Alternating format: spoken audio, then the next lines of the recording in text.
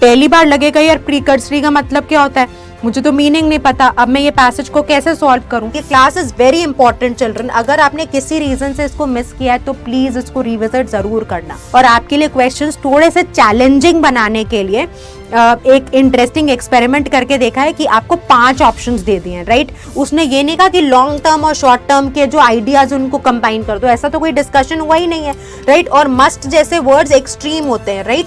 तो मैंने एक क्लास करी थी जिसमें मैंने प्रोसेस ऑफ एलिमिनेशन के टूल्स को समझाया था। अगर आपने वो क्लास नहीं देखी तो प्लीज देखना, बिकॉज वो बहुत हेल्प करेगी आपको क्वेश्चंस को इफेक्टिवली सॉल्व करने में। Hi my dear students, how are you, welcome to the session. I hope you guys are doing well and I am sure now आपको बहुत प्रैक्टिस मिल गई है of specific topic based passages. जैसे हमने fiction based passages बहुत सारे करे, हमने हिस्ट्री बेस्ड बहुत सारे कर लिए हैं, राइट। तो आपको आइडेंटिफाई करना है कि कौन सा ऐसा सेगमेंट है जहाँ पे आप अटक रहे हो, जहाँ पे आपको प्रेशर फील हो रहा है, और उस तरह के टॉपिक्स की आपको थोड़ी सी जनरल रीडिंग को एनहांस कर देना है। तो अगर आप जनरल रीडिंग करोगे तो आपको फेमिलियरिटी बिल्ड हो जाएगी, और अगर फेमिलियरिटी बिल्ड हो गई तो फियर रिड्यूस होता जाता है, राइट। तो आज हम क्या करेंगे, आज हम साइंस बेस्ड पैसेजेस करेंगे। It's going to be a very exciting session, so let's get started. My name is Juhi Narula. तो जब हम साइंस बेस्ड पैसेजेस की बात करते हैं तो यहाँ पर बस यही ध्यान रखना है कि स्पेशली दिक्कत उन बच्चों को आती है जिनका बैकग्राउंड साइंस नहीं होता, क्योंकि ऑफ कोर्स हमें नहीं पसंद तभी हमने ह्यूमैनिटीज या कॉमर्स को ऑप्ट किया। ये एक हम जनरल इन्फ्रेंस निकाल सकते हैं, not always true but most of the times. तो देखिए, अगर आप एक एक टेक्निकल टर्म को पढ़ते वक्त ये सोचेंगे कि ये तो मुझे आना चाहिए, तब तो गेम डिफिकल्ट हो जाएगा। बट आप जब ये समझ देंगे कि ये आपका नॉलेज का टेस्ट नहीं है, तो अंडरस्टैंड दिस कि CLAT is not a knowledge based test specifically when it comes to English. So it is not testing you on knowledge, it is evidence based reasoning, right? The answer has to be supported from the text. So it is evidence based reasoning. अगर आपको ये clarity मिल गई तो फिर आप क्या होगा, बहुत ज़्यादा इंटिमिडेट नहीं होंगे। अगर कोई टर्मिनोलॉजी आती है, कोई डिफिकल्ट वोकैबुलरी का वर्ड आता है, राइट, या कोई ऐसी इंफॉर्मेशन आती है जो आपके लिए नहीं है, राइट, तो आपको हमेशा ध्यान रखना है कि यार मेरा नॉलेज का टेस्ट नहीं हो रहा, तो मे बी मुझे एक टर्म का मतलब नहीं पता, पर मैं कॉन्टेक्चुअली कहानी समझ के क्वेश्चन ज़रूर सॉल्व कर सकता हूँ, राइट, या कर सकती हूँ। तो बस स्टेप्स हमारे वही रहेंगे, मैपिंग को इंटेलिजेंटली करना है। मैं हर क्लास में ही आपको बहुत बार समझाती हूँ कि मैपिंग इंपॉर्टेंट है। 3 goals, focus, revisit for specific questions, ठीक है, और जनरल क्वेश्चंस के लिए आपको रिविजिट नहीं करना, ठीक है। So general questions should be addressed without going back to the text, क्योंकि फिर पूरा पैसेज तो वापस नहीं पढ़ सकते ना आप, राइट। और दूसरा इंपॉर्टेंट पॉइंट, क्वेश्चन को ध्यान से पढ़ेंगे। Question understanding is crucial, right. थोड़ा सा ज्यादा टाइम देंगे क्वेश्चन पढ़ने में।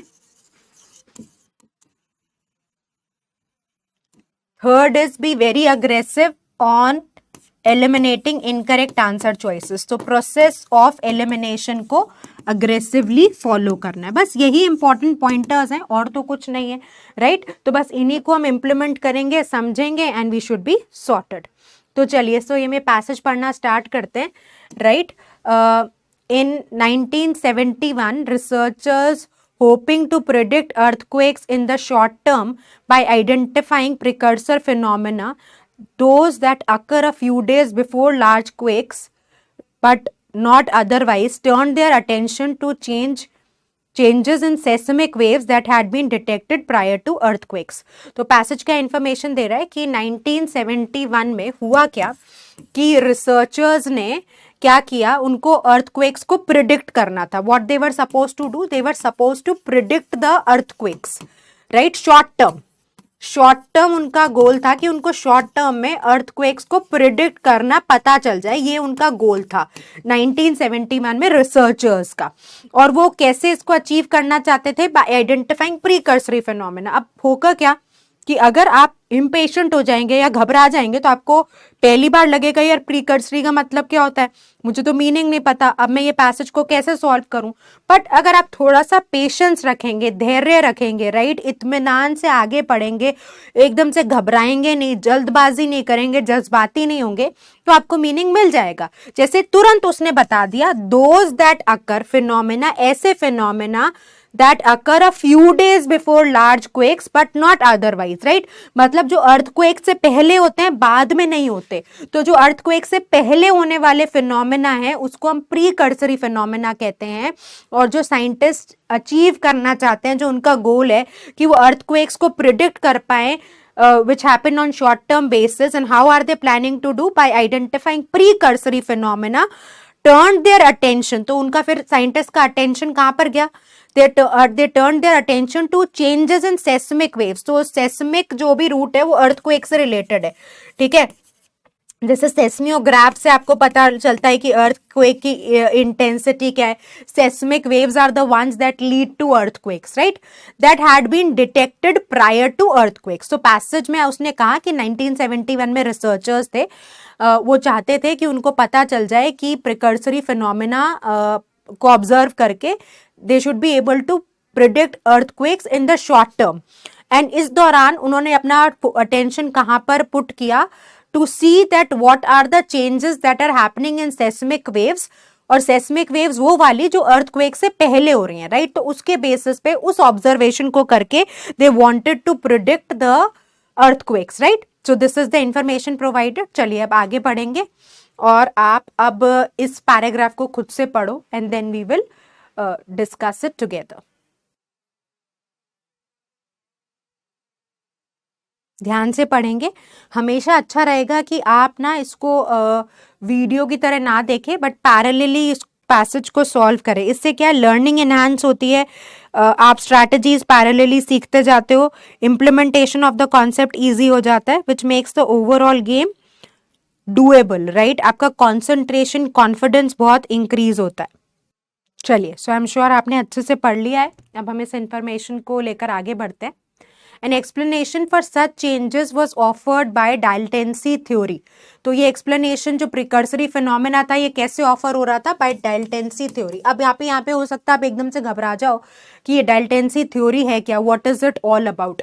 बट अगर आप थोड़ा सा आगे बढ़ोगे तो आपको समझ में आएगा that this is based on a well known phenomena observed in rocks in the laboratory as stress builds. तो ये क्या करना चाह रहे हैं, ये ऐसे चेंजेस जो प्रिकर्सरी फिनोमेना में सेस्मिक वेव पे चेंजेस हो रहे हैं, उसका एक्सप्लेनेशन कहाँ पर है? डाल्टनसी थ्योरी पे। और डाल्टनसी थ्योरी किस पे बेस्ड है? एक वेल नोन फिनोमेना जो रॉक्स में ऑब्जर्व हो रहा है when the rocks are under observation in the laboratory. अब वो क्या फिनोमेना ऑब्जर्व हो रहा है? As stress builds micro fractures in rock close decreasing the rock's volume। so basically that's the study, right। अब आपको जब क्वेश्चन आएगा that what was the output of the study or what has been observed, we can come back, right। अभी आपको ये stress लेने की जरूरत नहीं है, right। even if you are getting an idea that okay the people, the researchers, this is a time period 1971 where researchers are wanting to predict the earthquake or short term, and for that they are studying precursory phenomena, and in that case they are trying to observe the seismic waves, right। तो वो क्या करना चाह रहे हैं? वो seismic waves को observe करना चाह रहे हैं।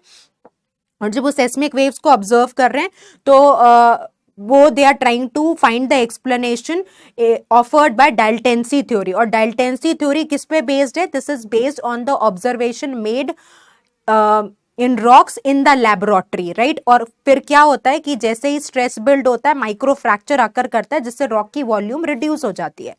But as stress continues to increase, so what is the observation, right. यहां पर आप लिख सकते हो कि डाल्टनसी थ्योरी की ऑब्जर्वेशन क्या है।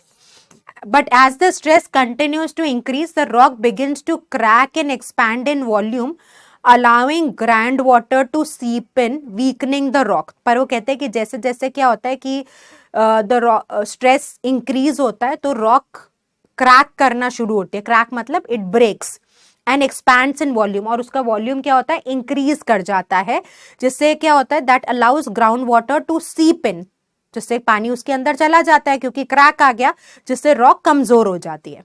According to this theory, such effects could lead to several precursory phenomena. Precursory phenomena क्या थे? जो earthquake से पहले होता है उसको precursory phenomena कहते हैं, right? So what are the precursory phenomena? Including a change in the velocity of seismic waves and an increase in small nearby tremors. तो हो क्या रहा है कि यहाँ पर velocity of seismic waves reduce हो रही है, change हो रहा है उसमें, और इंक्रीज हो रहा है in small near by tremors. तो ट्रेमर्स क्या होता है? झटके होते हैं. तो बेसिकली आपको घबराना नहीं और फ्लो समझना है कि अच्छा 1971 में साइंटिस्ट क्या एक्सप्लोर करना चाह रहे थे, how to predict the earthquakes, how are they following it? They are following it by studying precursory phenomena, the changes that are happening in seismic waves. These observations they are driven by dilatancy theory. Dilatancy theory किस पे based है? जो rocks पे एक laboratory में observation की गई उस पे बेस्ड है, और उसका आउटपुट क्या है उसको डिस्कस किया गया. तो general flow of ideas that what is happening in the passage, that's important. It's not important to retain all the details because we know where to go back. Question आएगा तो हम revisit करते जाएंगे. All what is needed is that we should have the right temperament, we should have the right strategy, and we should understand what the passage is trying to convey. Okay, now let's come to the next paragraph. Try reading this, follow along class रखिए हमेशा. ऐसे मत करिए कि आप बस 2x पे देख रहे हो. आप उतना टाइम लो जितना मैं टाइम एक्चुअली आपको देती हूँ, उतना सफिशिएंट होता है पैसेज रीड करने के लिए, तो उतना ही आप यूटिलाइज करो. अगर कम टाइम लग रहा है तो मे बी आप वीडियो स्पीड को 1.5x कर दो. आपको ज़्यादा लग रहा है तो भी माय आइडिया वुड बी कि आप वीडियो को पॉज कर दो and then you can see it. But you should be very active while you are watching the class, because there should be lot of learnings coming out of it, right? वही हमारा target है. चलो, so let's read further. Researchers initially reported success in identifying these possible precursors. तो precursors में researchers क्या करे थे initially? तो इनिशियली क्या हुआ, जब उन्होंने स्टडी करी तो उनको लगा कि वो प्रिकर्सर्स आइडेंटिफाई कर गए, मतलब what is happening before the earthquakes. But transition पे ध्यान देंगे सब्सिक्वेंट एनालिसिस पर, जब बाद में एनालिसिस हुआ तो देयर डाटा प्रूव्ड डिसहार्टनिंग. सो यहाँ पर अब ऑथर ने क्वेश्चन कर दिया कि भाई इनिशियली तो जो रिजल्ट आए थे वो प्रॉमिसिंग लगे थे कि the researchers might be able to predict the earthquakes, but later what has come is that whatever data have come उससे result disheartening लगता है. disheartening मतलब निराश कर देने वाला. Seismic waves with unusual velocities were recorded before some earthquakes, but while the historical record confirms the most large earthquakes are preceded by minor tremors, these foreshocks indicate nothing about the magnitude of an impending quake and are indistinguishable. Indistinguishable मतलब आप इनको something which you cannot differentiate, right? जो आप difference जिसमें नहीं समझ सकते, you cannot make out the difference. You cannot find out the difference, उसको हम बोलते हैं indistinguishable, right? So basically what were the challenges या problem क्या थी इस रिसर्च में, ठीक है? क्या प्रॉब्लम्स निकल के आई इस स्टडी में, कि हो क्या रहा था कि जब हम अर्थक्वेक्स को ऑब्जर्व कर रहे थे तो जो माइनर ट्रेमर्स थे, कि मोस्ट लार्ज अर्थक्वेक से पहले माइनर ट्रेमर्स आते हैं, पर ये माइनर ट्रेमर से आप ये नहीं पता लगा सकते कि जो अर्थक्वेक आएगा फ्यूचर में वो कितनी इंटेंसिटी और मैग्नीट्यूड का होगा. जबकि स्टडी तो यही हो रही है ना कि आप पहले वाले फिनोमेना से पता कर सको कि अर्थक्वेक किस इंटेंसिटी का होगा, राइट? यही तो आप आइडेंटिफाई करना चाह रहे हो. तो यहीं पे प्रॉब्लम आ गई रिजल्ट में, कि रिजल्ट से ये पता चला कि लार्ज अर्थक्वेक्स के पहले माइनर ट्रेमर्स आते हैं, पर इन माइनर ट्रेमर से आप इंटेंसिटी या magnitude of the earthquake determine नहीं कर सकते, right? And are indistinguishable from other minors that occur without large earthquakes. अब क्या हुआ, कई बार तो माइनर अर्थक्वेक्स आए पर उससे ये नहीं पता चल रहा कि जो अर्थक्वेक बड़ा वाला आएगा उसकी क्या इंटेंसिटी है, और कई बार माइनर ट्रेमर्स आए पर उसके बाद बड़ा अर्थक्वेक ही नहीं आया, तो कुछ कंक्लूसिव नहीं निकल पाया ना. तो that means whatever the study was done, जिसका बेसिस आप प्रीकर्सरी फिनोमेना बना रहे थे, उसका कोई आउटपुट नहीं निकला, राइट? There were challenges. तो ऑथर ने क्या किया, एक मोड ऑफ स्टडी, एक रिसर्च को डिफाइन किया, and then what were the challenges and what were not the positive outcomes, और क्या डिसअपॉइंटिंग रिजल्ट आया and what were the problems, उसको पॉइंट आउट कर दिया, राइट? अब आगे बढ़ते हैं. You should read this nicely. अच्छे से पढ़िए, मैपिंग करिए, फ्लो समझने की कोशिश करिए, राइट। फ्लो का मतलब ये आपको समझ में आना चाहिए। एक मेथड की बात की, उसकी शॉर्टकमिंग्स की बात कर दी, बस इतना। जब डिटेल्स आएंगे कि मेथड किस स्टडी पे बेस्ड है, प्रिकर्सरी फिनोमेना क्या है, क्या प्रॉब्लम थी, तो हम वापस चले जाएंगे, राइट। हम बार बार यही तो कह रहे हैं कि स्पेसिफिक क्वेश्चंस के लिए वापस चले जाएंगे, बट ओवरऑल इंटेंट क्या है डिस्कशन का, ये हमें समझना जानना जरूरी है, और हम उसी की तरफ अग्रेसिव हो रहे हैं, राइट। आपको समझ में आ रहा है, we are focusing our energies to get a broader picture and to understand the essence of discussion, right.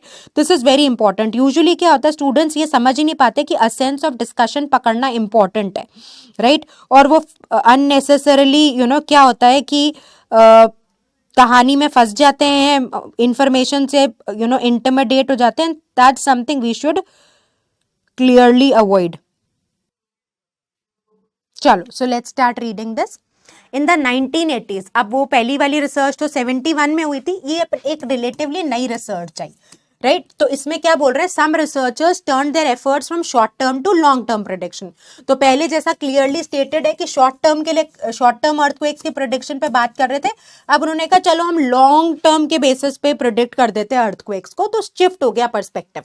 Noting that earthquakes tend to occur repeatedly in certain regions. तो ये पॉइंट ऑफ कंसिडरेशन क्या रहा कि ये study किस idea पे based रही कि भाई क्या होता है कि अर्थक्वेक्स टेंड टू, कुछ ऐसे स्पेसिफिक रीजन्स हैं जहां पे अर्थक्वेक्स रेपिटेडली होते हैं। रेपिटेडली मतलब बार बार अपीयर करते हैं, right.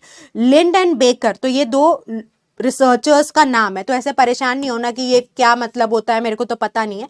These are proper nouns. Name of the researchers attempted to identify patterns of recurrence. Recurrence मतलब repetition, something which is happening repeating again, that is what we call recurrence. और earthquake cycles on which to base predictions. तो basically इन्होंने अपनी study को किस पे observe किया कि भैया देयर आर सम एरियाज जहां पर अर्थक्वेक्स रिपीटेडली अकर करते हैं, तो उसी को ऑब्जर्व कर रहे हैं टू बेस प्रेडिक्शंस। मतलब अब आप ये बताओगे ना कि आगे अर्थक्वेक कब आएगा, तो you are basically predicting something, so that is basically decided on the observation that these guys are going to make in the regions where earthquakes happen repeatedly. In a study of earthquake prone sites, earthquake prone मतलब जहाँ पे earthquakes बार बार आते हैं, along the San Andreas fault, so this is the name of a place, they determined that quakes occur at an interval of approximately 22 years near one site. तो उन्होंने क्या observation करी कि जहाँ पे earthquakes बार बार आते हैं, which is the San Andreas fault, यहाँ पे उन्होंने स्टडी किया और वहाँ पे उन्होंने फाइंड आउट किया कि these earthquakes occur almost approximately 22 years near one site. ठीक है, तो and concluded that there was a 95% probability of an earthquake in that area by 1992. The earthquake did not occur within the time frame predicted, however. तो जो उन्होंने prediction किया था that got challenged. So however मतलब जो उन्होंने सोचा था कि यहाँ पे earthquake आएगा वो नहीं आया, right? That means again there is a flaw in the study, right? अब आगे पढ़ो, अच्छे से पढ़ो, है ना। एक बहुत इंपॉर्टेंट स्किल सेट है कि गिव अप नहीं करना, you have to trust the process. Now at times क्या होता है, हमें लगता है कि यार एकदम से क्यों नहीं हो रहा, पर आप देखो are you getting better than the previous day, because that's something really needed. अच्छे से पढ़ो, राइट, मैपिंग करो, समझो कि क्या फ्लो ऑफ आइडियाज हैं, how is the discussion progressing. चलो, so now let's read together, right. तो ये बोल रहे हैं कि evidence against the kind of regular earthquake cycles that Lindh and Baker tried to establish has come from a relatively new field, पैलेस्मियोलॉजी। अब आप फिर डरोगे कि पैलेस्मियोलॉजी क्या होता है, so it's a field of study, right, and इसमें seismic root है, so it's a field of study pertaining to earthquakes, right. तो इतना घबराना नहीं है कि अरे ये क्या हो गया, ये तो मैम मुझे पता ही नहीं है, मैं कैसे पैसेज को सॉल्व करूंगी, मेरे तो बैकग्राउंड ह्यूमैनिटीज का है, या मैं तो कॉमर्स का बच्चा हूँ, मैम ये क्या अजीब सी बातें कर रहे हैं, doesn't make sense to me. हो सकता है कि कोई साइंस के स्टूडेंट ने भी इसके बारे में नहीं पता हो, सो प्लीज अंडरस्टैंड, नॉलेज का टेस्ट नहीं है, ये बार बार खुद को रिमाइंड कराते रहिए, ये आपको राइट थर्स्ट और मोमेंटम देगा to go along and read it further, right. तो पैलेस्मियोलॉजिस्ट हैव अनअर्थ, अनअर्थ मतलब होता है शो करना, देखो दो शब्दों से बना है, अर्थ मतलब जो अर्थ के अंदर है, छुपा हुआ, और अनअर्थ का मतलब क्या हुआ, ओपन करना, रिवील करना, तो something that you open, that you find out, that you discover, ठीक है। तो ये मल्टीपल मीनिंग्स हो सकते हैं। And dated geological features such as faults scarps that were caused by earthquakes thousands of years ago. तो किस पैलेसिमोलॉजिस्ट ने क्या आइडेंटिफाई किया था? That has been given. They have determined that the average interval between 10 earthquakes, तो 10 earthquakes के बीच में जो एवरेज इंटरवल थी which was on the side along the San Andreas fault, जो अर्थक्वेक प्रोन साइट है, in the past 2 millennia was 132 years. But individual intervals range greatly. तो basically वो कह रहे हैं कि जो इंटरवल रेंजेस हैं उसमें बहुत ज्यादा वेरिएशन था, बहुत ज्यादा इरेगुलर थी. तो अगर इरेगुलर होंगी तो प्रिडिक्शन नहीं बैच सकता. अब यहां पर आपका पैसेज कंप्लीट हो जाता है और मोर और लेस आपको एक स्टोरी बिल्ड हो जाती है. स्टोरी क्या बिल्ड होती है? स्टोरी ऐसे बिल्ड होती है कि भाई 1971 में शॉर्ट टर्म अर्थक्वेक प्रिडिक्शन के लिए एक रिसर्च हुई, उसमें बहुत सारे फ्लॉज थे, that did not work out. 1980 में उन्होंने ऑब्जर्व करने की कोशिश की अर्थक्वेक प्रोन साइट्स को, और उसकी किस फ्रीक्वेंसी से अर्थक्वेक्स आकर होते हैं उसके बेसिस पे स्टडी रखी, बट जो फ्रीक्वेंसी है वो इरेगुलर है, तो ये भी काम नहीं करी. तो there are two approaches discuss, both did not work out, right. So now we are going to take a look at the questions. तो मैंने आज क्या किया, just to increase the difficulty level और आपके लिए क्वेश्चंस थोड़े से चैलेंजिंग बनाने के लिए एक इंटरेस्टिंग एक्सपेरिमेंट करके देखा है कि आपको 5 ऑप्शंस दे दिए हैं, राइट. तो इससे क्या होगा ना कि गेम थोड़ा सा ऊपर हो जाएगा और आपको भी मजा आएगा क्वेश्चन को सॉल्व करने में, right. So the intent was just to make things slightly more challenging, ताकि आपको मजा आए, आपको और इंटरेस्टिंग लगे क्वेश्चंस और आपको ज्यादा एक्सपोजर मिले. So I have just included 5 options just to give you the flavour of having a difficult question, right. बस डिफिकल्टी लेवल को इंक्रीज करने के लिए, आपके लिए थोड़ा सा टास्क ज्यादा चैलेंजिंग बनाने के लिए. So I hope you are going to take it sportingly, right, and you have, I hope you would like this experiment. बस यही इंटेंट था कि आपको मजा आए, आपके लिए वेरियस तरह के क्वेश्चंस आए, आपको अच्छा एक्सपोजर मिले, दैट्स द इंटेंट, राइट. तो अच्छे से सवाल पढ़िए, एलिमिनेशन को लॉजिकली स्ट्रैटेजिकली फॉलो करिए, so that you are in a better control of what the passage is trying to convey. अच्छे से करो, एलिमिनेट करो, क्वेश्चन समझो. जनरल क्वेश्चन है तो इसके लिए रिविजिट नहीं करना. तो अब क्या ओवरऑल फ्लो है, और इन क्वेश्चंस के लिए तो वापस जाना ही नहीं है. वापस जाने का मतलब पूरा पैसेज वापस पढ़ना. पूरा पैसेज थोड़ी एग्जाम में वापस पढ़ के आओगे, पेपर छूट जाएगा आपका. तो ये हमेशा ध्यान रखना, you can't revisit the entire passage, right. You have to just read the passage once. एक बार से ज्यादा पढ़ना is basically a strict no, right. So the passage is primarily concern, मतलब ऑब्जेक्टिव ऑफ राइटिंग क्या है, ठीक है, व्हाट वाज द गोल या objective of writing the passage, right. यही तो क्वेश्चन पूछना चाहता है. तो क्वेश्चन को अच्छे से समझेंगे पहले, अगर क्वेश्चन को नहीं समझेंगे तो फिर गड़बड़ होगी. Right, now let's take a look at the options. Explaining why one method of earthquake prediction has proven more practicable than an alternative method. तो कई ऑथर ने कहा क्या कि एक मेथड ज्यादा अच्छा था दूसरे से, नहीं, ऐसा there is no such comparison, right. अगर आप नेक्सस सीरीज को बहुत क्लोजली फॉलो कर रहे हो, तो मैंने एक क्लास करी थी जिसमें मैंने प्रोसेस ऑफ एलिमिनेशन के टूल्स को समझाया था. अगर आपने वो क्लास नहीं देखी तो प्लीज देखना, बिकॉज वो बहुत हेल्प करेगी आपको क्वेश्चंस को इफेक्टिवली सॉल्व करने में. तो जब हम प्रोसेस ऑफ एलिमिनेशन की बात करते हैं तो ये इस आइडिया पे काम करता है कि इनकरेक्ट आंसर चॉइसेस को एलिमिनेट करते जाओ, जो बचेगा करेक्ट आंसर है, राइट. तो वहां पर मैंने वेरियस ग्राउंड्स ऑफ एलिमिनेशन बताए थे कि कैसे कैसे ट्रैप आंसर चॉइसेस क्रिएट होती है. तो इस केस में क्या है, उसने बोला कि एक अप्रोच दूसरी से ज्यादा प्रैक्टिकेबल है, मतलब ज्यादा प्रैक्टिकल एप्लीकेशन है उसकी. तो ऐसा तो कोई कंपैरिजन करा ही नहीं ऑथर ने, right. So this choice goes out because there is no such comparison made. तो यही आपको सीखना है कि इस तरह के ट्रैप में नहीं फंसना. जब दो चॉइसेस के बीच का कंपैरिजन ही नहीं है, वो तो दोनों चॉइसेस को रिजेक्ट ही कर रहा है, ऑथर डिसएडवांटेजेस बता रहा है. So this will not work. Suggesting that accurate earthquake forecasting must combine elements of long term and short term. उसने ये नहीं कहा कि लॉन्ग टर्म और शॉर्ट टर्म के जो आइडियाज उनको कंबाइन कर दो, ऐसा तो कोई डिस्कशन हुआ ही नहीं है, राइट. और मस्ट जैसे वर्ड्स एक्सट्रीम होते हैं, राइट. तो मैंने आपको ये भी लिस्ट बताई हुई है. ये class is very important children. अगर आपने किसी रीजन से इसको मिस किया है तो प्लीज इसको रिविजिट जरूर करना. So this also goes out. Challenging the usefulness of Dalton's theory. Dalton's theory की यूजफुलनेस को चैलेंज करना. देखिए, एक तो Dalton's theory बहुत ही लिमिटेड है, राइट. ये सिर्फ एक छोटे से हिस्सा था. That cannot be the primary purpose of the passage. So this choice also goes out. अब होता क्या है, स्टूडेंट्स को लगता है अरे Dalton's theory की तो बात करी थी, कितनी सही बात कर रहा है ना ऑथर, हाँ मैंने ऐसा कुछ पढ़ा था, ऐसा तो कुछ डिस्कशन हुआ था, और वही जाल बुना जाता है जिसमें आप फंस जाते हो. Dalton's theory उसने कहा था प्रिकर्सिव प्रिकर्सरी फिनोमिना को आप कैसे ऑब्जर्व कर रहे हो, डाल्टेंसी थ्योरी पे, और dilatancy theory was based on an experiment on rocks जो which happened in a laboratory. तो बट डाल्टेंसी थ्योरी को चैलेंज करना कि वो कितनी यूजफुल है नहीं है, ये तो कभी कंसर्न ही नहीं था। सो दिस चॉइस गोज आउट।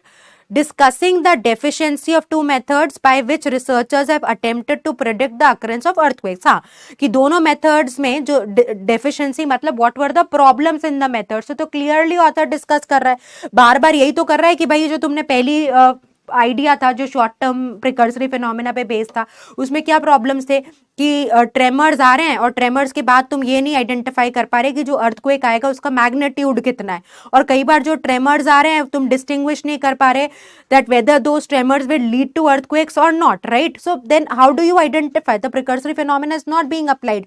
और सेकंड में उन्होंने कहा कि इतनी रैंडम इंटरवल है कि आप प्रिडिक्ट ही नहीं कर पा रहे हो कि कब अर्थक्वेक आएगा, राइट। सो दोनों की उन्होंने प्रॉब्लम्स बता दी, deficiency is what is the problem, right? So this choice says that there were two methods discussed, दोनों की प्रॉब्लम्स है, ठीक है, जिससे रिसर्चर्स ने they attempted मतलब they wanted to predict the occurrence of earthquakes, right? तो बड़ा wholesome सा आंसर है, इसको रखेंगे। और coming to E, but just to make up the game more difficult, आपको क्लैट में 4 ही चॉइसेस मिलेंगी, बस आपके लिए मुझे थोड़ा सा एक्सपोजर बढ़ाना था, so I included this। Describing the development of methods for establishing, तो इसमें प्रॉब्लम्स की बात तो नहीं हुई, जबकि almost 50% of the passage is talking about that the theories did not work out, वो वाला एस्पेक्ट तो कहीं कवर ही नहीं किया ई ने, so E goes out which is the right answer D.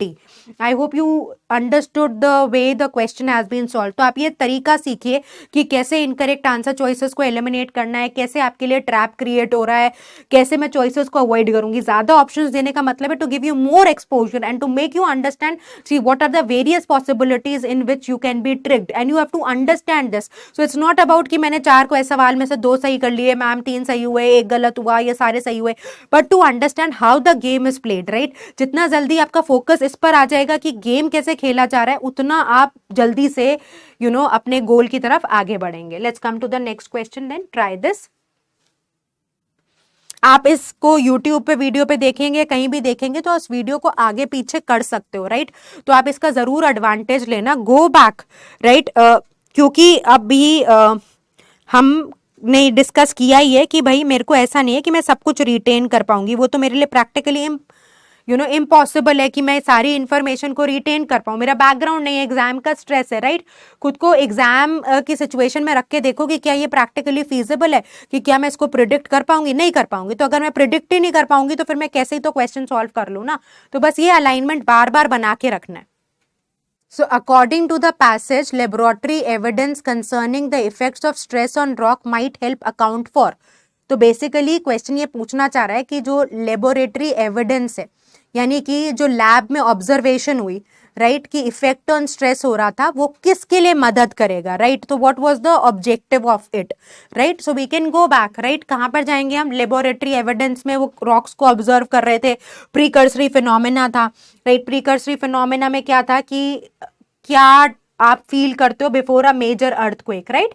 So you can just come back and revisit, right. तो यहाँ पर आइडिया बिल्ड हुआ कि precursory phenomena they are identifying, and then that is going to be utilized to predict the short term goal. And then the author proceeded further that such explanation is based on Dalton's theory, which is based on a well known phenomena that was observed in the rocks in the laboratory।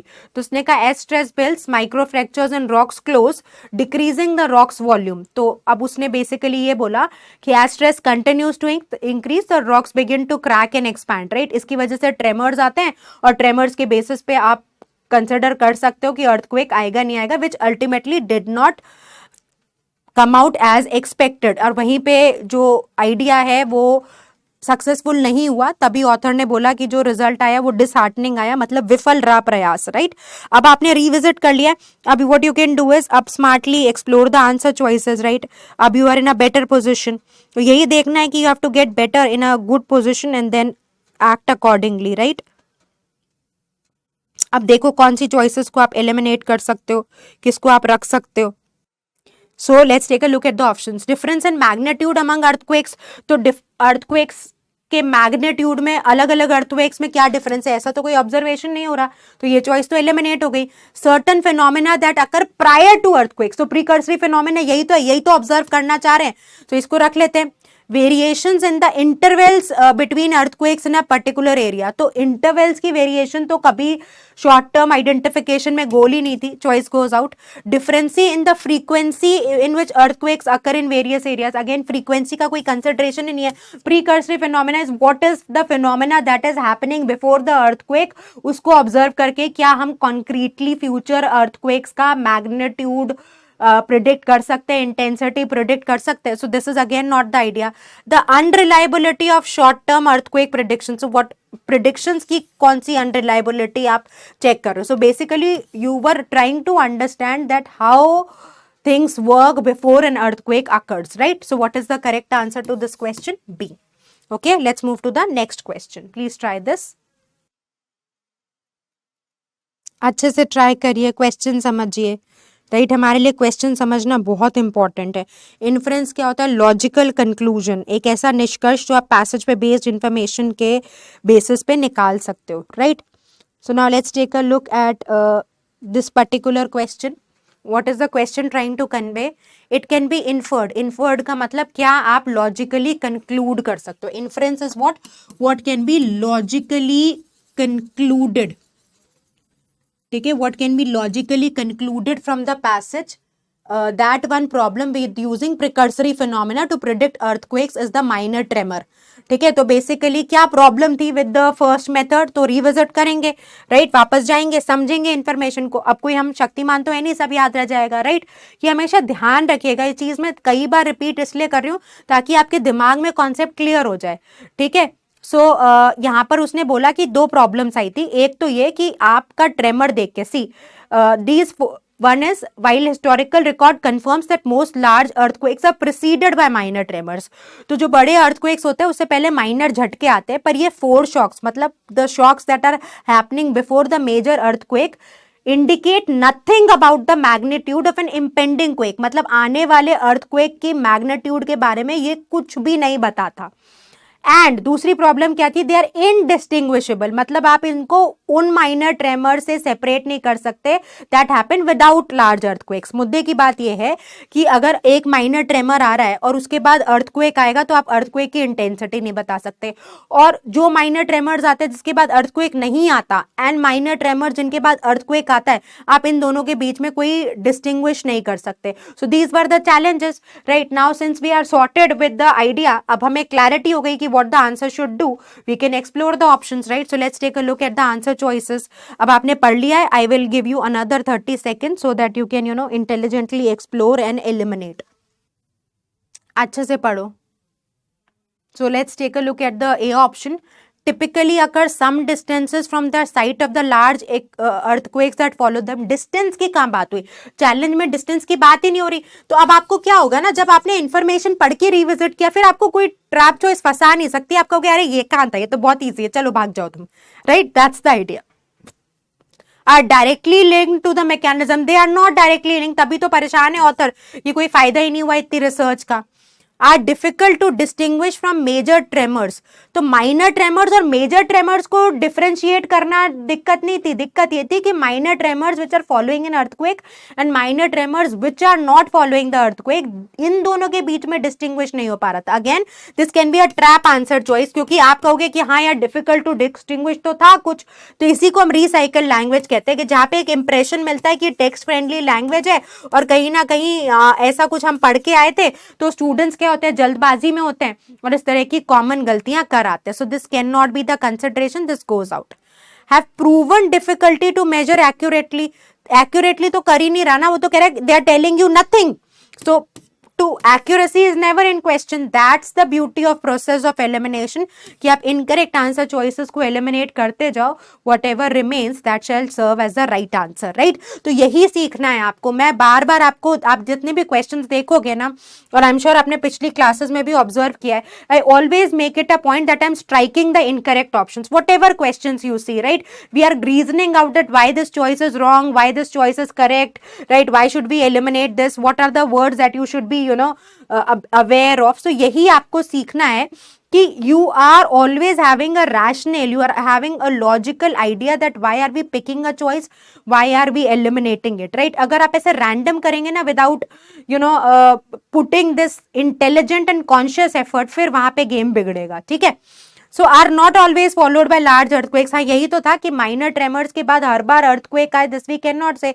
So this was a shortcoming, this was a problem, so one of the problem, yes, so that does make sense. तो उसने यही तो बोला, one of the problem बता दो, this was one of the problem.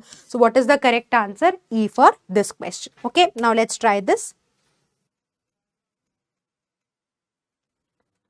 So now the question says, according to the passage, some researchers base their research about long-term earthquake predictions on which of the following facts? तो जो long term वाला था उसका जो prediction था वो किसके basis पे था? जैसे first one was in precursory phenomena, तो लार्ज वन किस पे था? तो आप क्या करोगे, आप पैसेज पे जाओगे, राइट? तो आप यहाँ पर देखोगे कि उसने क्लियरली बोला कि noting that earthquakes tend to occur repeatedly in certain region. तो इस पे Lindh and Baker attempted to identify patterns of recurrence or earthquake cycles on which to base predictions.